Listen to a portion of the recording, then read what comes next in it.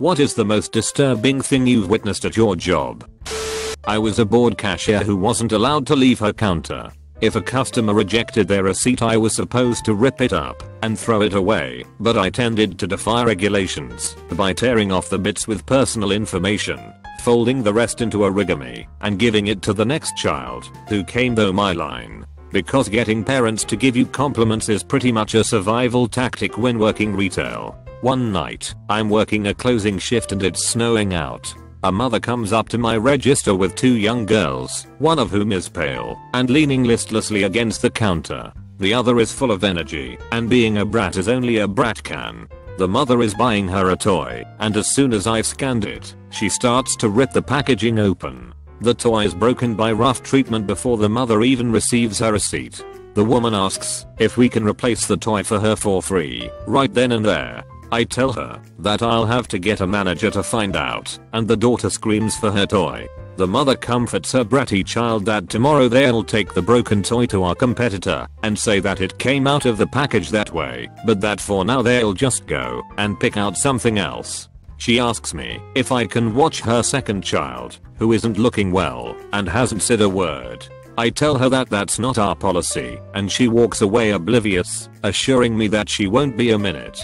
There's no one else in my line, so I decide to just let it be, and I take a closer look at the somber child I've been left to babysit. She seems calm and resigned about her mother leaving her, and she also appears to have a cold. I take a paper swan out from under my counter and offer it to her.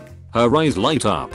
She turns it carefully between her hands and tells me that she's always wanted to learn how to make these. I smile and ask if she'd like me to show her. I hand her another piece of receipt paper that I'd had ready and begin to walk her through the steps. We are only halfway through when her mother and sister come back. I smile at the mother and begin to explain what we've been doing, but she's uninterested and shoves another toy at me. As I scan it through and begin ringing up the purchase, I suggest to her that she help her daughter go online and look up how to fold paper swans, but she cuts me off to say, dismissively, that her daughter doesn't need to know that. As her mother and sister prepare to leave, the girl shows her first sign of resistance and grabs my counter, beginning to voice a protest, but the mother seizes her arm and pulls the girl away so hard that she stumbles, not looking at her or giving her a moment to regain her balance. The bratty child talks excitedly all the way to the door, and the sick girl looks back at me sadly, a half-completed swan clutched in her hand. I spent the rest of the night fantasizing about vaulting over the counter and pulling the sick girl into my arms, adopting her, and teaching her to fold an origami zoo. I was a paramedic. We were called to an abortion call, which just means miscarriage. Arrived to find a 14-year-old girl who didn't know she was pregnant. We cut the cord on the what looked like about a 3.5 month long fetus. When en route to the hospital, we were waiting for her to deliver the placenta. When she finally did, it had another cord connected to it.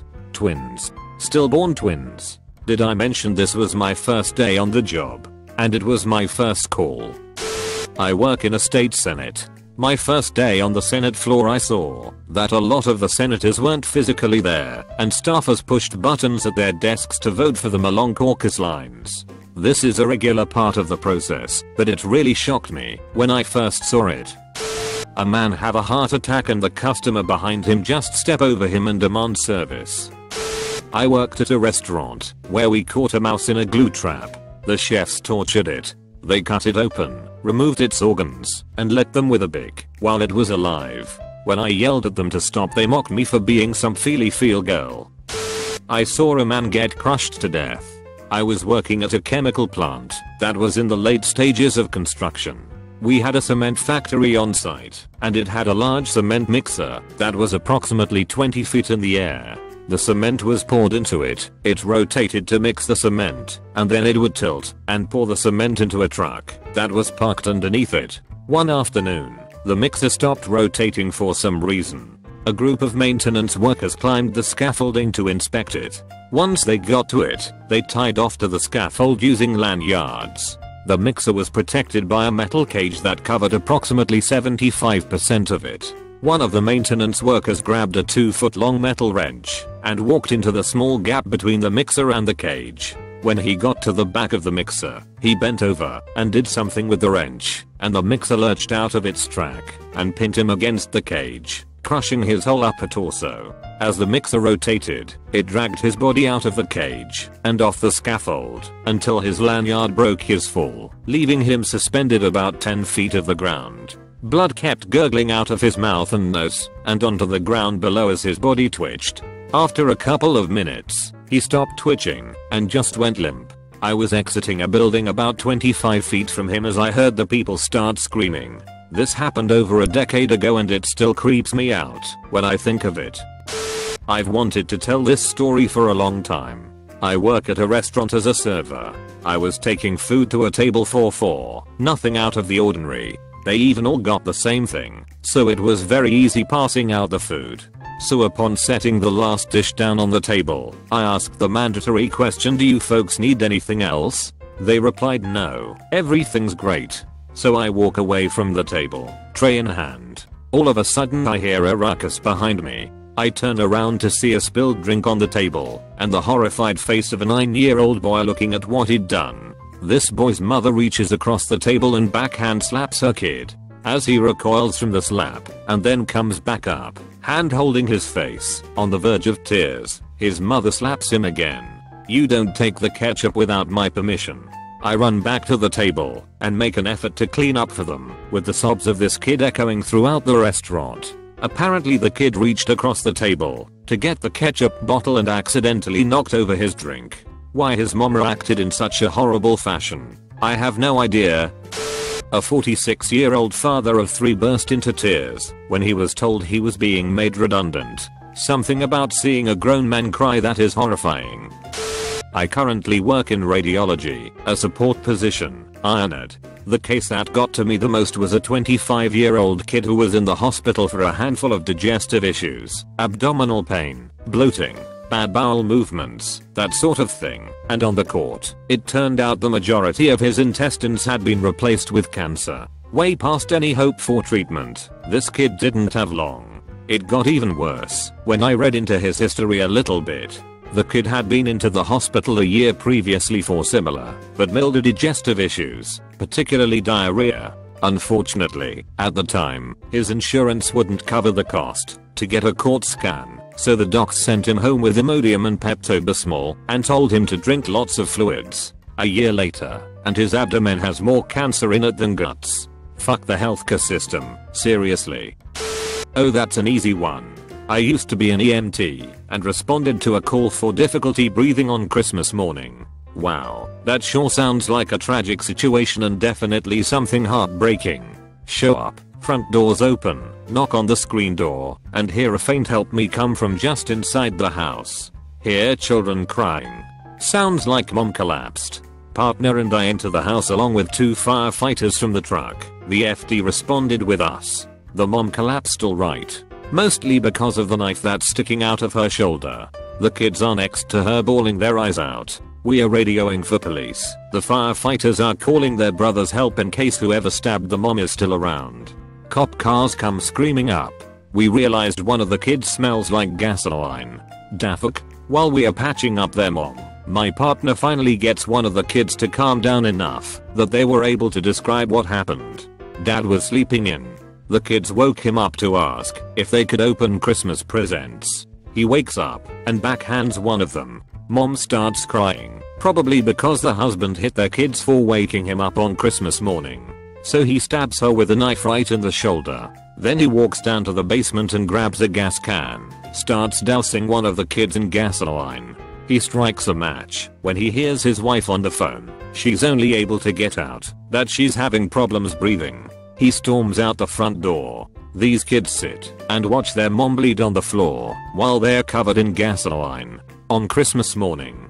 Not as gory or pulse pounding as other stories. Just dreadful. Those kids were probably 3 and 4 years old or so, and every year Christmas will be that holiday where dad stabbed mom and tried to burn them, all because they had the audacity to open presents with him. I've seen shoplifters force their children to steal, then beat them when they get caught. I've seen innocent people get shot. I've seen a fully grown man hit an unsuspecting 70-year-old woman in the face with a haymaker. I've seen a thief beat up his own buddy because he got caught stealing. I've seen a guy take a sip from a Coke can with a bee inside it get stung in the mouth. A coworker died of a stroke at her desk. We found her dead, open-mouthed, sitting at her desk with a pen still in her hand. Another coworker was fired, and since she had worked here for 20 years, it shocked everyone. To do damage control, one of the managers rounded everyone up into the conference room and disclosed to all the fired person's medical and marital problems. Another former coworker had a nasty habit of stalking young women at the company. One of these women reported him, and the hours rep asked her what she had against men. Creepy dude was never punished and retired with honors. Viralegal here. I've seen some pretty gnarly evidence and autopsy photos and videos from crime scenes, but one of the things that stick with me was in my first year of working for a family law attorney. My boss had been appointed by the state to represent a young mother whose children were being taken away from her. She had some drug problems and was pretty low functioning and completely incapable of parenting, but she had 2 adorable kids. And she loved them. God help that woman, she loved those kids. She just never remembered to feed them or watch them. She would leave them alone while she went to get high. That sort of thing. But when she was sober and straight, she wanted to be a good mom and she would try until she started using again. She couldn't really understand the juvenile court process on her own, so the attorney had to explain it to her several times. For the longest time she tried to get her kids back. She went to rehab only to relapse. She got a job, seasonal, which of course ended when tourist season ended. She lost her apartment and then found a guy who said he would marry her so she could get the kids back. He was also a drug addict and convicted felon, and of course, he dumped her. She just couldn't get it together. We delayed the inevitable as long as we could. On the day she signed the papers terminating her parental rights so her kids could be adopted, she just put her head down on the table and pulled those deep, hard, flag me sob someone sobs when they have reached absolute rock bottom. I couldn't take it. I had to leave the room. Very unprofessional, and I got bawled out for it afterward, but my heart was breaking for this poor woman. I had to physically leave the room to keep from reaching out and hugging her. She only wanted her babies with her, and the state was taking them away. She kept saying it's for them, right?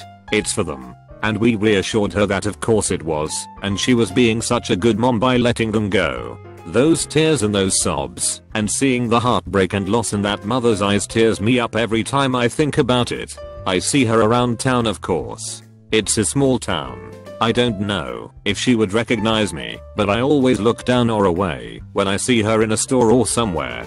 Every time I do I remember, and I feel so sorry for her and her babies. I hope they are happy. I had her 18-month-old girl brought into care. Her face and body were so badly bruised we were scared to hold her. Head had a dent in it from one of the hits and she would flinch every time one of us went near her. I see lots of messed up kids, but this one always affected me. She is gorgeous now and fully healed. A guy where I work, university lab, had a seizure. He must have felt it coming on, and he managed to get himself out of the lab and into the hallway before it hit him. My boss had seen it happen, called 911, and then grabbed me from my office to help. The poor guy hit his head when he fell, so when I came onto the scene, he was twitching in a huge puddle of his own pee and covered in blood. That was not what disturbed me. It was the crowd of students that came to just stare and watch and try to take pictures with their phones. I lost my temper, chased them all away, and did my best to keep them away while the medics worked on him. No respect. None at all. Work in hospital. Had a brain injury patient, basically a vegetable, make a long recovery over 9 months to get some motor function back. He could understand us speaking to him and started letting us know what he needed and such. He ends up coding over a drug he should have never received. The doctor caps his tracheostomy tube they stick in through her throat, allows you to breath so they could intubate him. Codes over, but they forgot to uncap his trash. 7 minutes or more without oxygen to your brain can kill it, so goose who's a vegetable again for life. It was terrible. He stayed with us another year then got transferred out. I've seen tons in the air as well. Worst call was a father who ran over his 3-year-old head while backing his 4-wheeler out of the driveway. Having the father in the trauma bay just crying the whole time we tried to do something was sad.